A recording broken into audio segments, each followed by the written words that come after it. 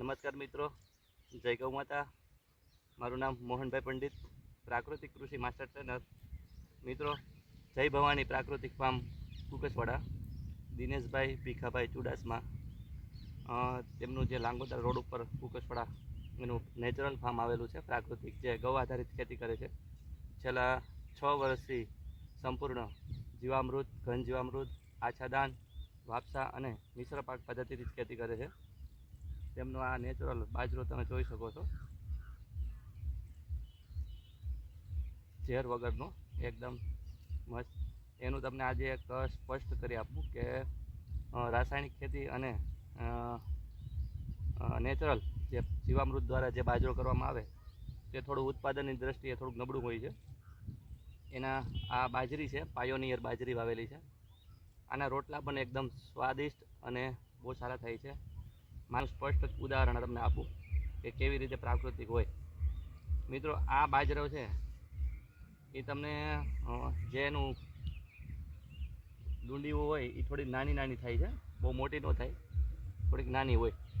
ને એના રોટલાઓ છે એ એકદમ સફેદ રોટલા થાય છે. જે જુવારના રોટલા કરીએ એવા રોટલા બંધ થાય છે. તેમજ એનો જે ચારો હોય, જે પશુઓને નાખવા માટેનો જે બાજરાનું શાક, ઝાર કહેવાય, ઝાર, એ એકદમ જુવાર જેવી હોય છે ને સફેદ હોય એકદમ. જે ગાયોને કે આપણે નાખીએ તો ગાયો એકેય પણ રાડું કાઢે નહીં, પૂરેપૂરું ખાઈ જાય. એટલે ભગવાનની બક્ષિસ હોય કે પશુઓને જે તમે ચારો નાખો છો ને, એ પશુઓ છે એને પહેલાં ખબર પડી જાય કે આ શુદ્ધ છે કે નથી. એટલે એકદમ નેચરલ, ખાવા માટે પણ સારો હોય છે, પશુઓને કોઈ નુકસાન નથી કરતો. જ્યારે યુરિયાવાળો જે બાજરો હોય એ એકદમ કાળો દાંડર હોય ને એના રાડા કાઢે છે, એ ખાય નહીં પૂરેપૂરો. ભલે ઉત્પાદન થોડું ઓછું આવે તો અમે આ જે બાજરો છે એ પર કિલો 60 રૂપિયા વેચીએ છીએ. 60 રૂપિયામાં કિલો વેચાય છે. અત્યારેથી જ આ બધો જ બાજરો છે એ બધો બુકિંગમાં છે, એડવાન્સ બુકિંગ કરેલું છે. એટલે આ 60 રૂપિયા કિલો જાય છે.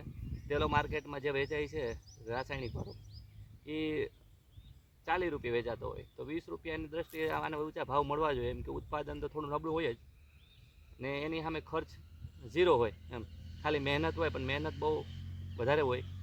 તે જે પ્રાકૃતિક ખેતીની અંદર મહેનત તો કરવી જ પડે, નહીંતર શક્ય નથી. થોડું નબળું દેખાય, પણ એક એવી અપેક્ષા હોય કે ઝેર મુક્ત ખેતી કરવી છે, એનો બદલો ભગવાન બીજે આપે જ છે રેગ્યુલર. જે રાસાયણિક ખેતી કરે અને પ્રાકૃતિક ખેતીની અંદર થોડું નબળું દેખાય, ચિંતા નહીં કરવાની. પણ એને એવું હોય કે અમારે નબળું થાય તો આવતા વર્ષે પછી ચિંતા કરે કે ભાઈ નબળું થાય તો નથી વાવવો, પણ વાવવો જોઈએ આપણા પરિવાર માટે. પહેલું તો એક કે આપણા ઘરની અંદર જ જે છે એ આપણે નેચરલ ખાઈ શકીએ, આપણા પરિવારને સારું ખવડાવવા માટે થઈ અને ઝેર વગરનું. નહીંતર આવનાર દિવસોમાં છે એ આપણી પાસે પૈસા હશે પણ કોઈનું સ્વાસ્થ્ય સારું નહીં હોય. બસ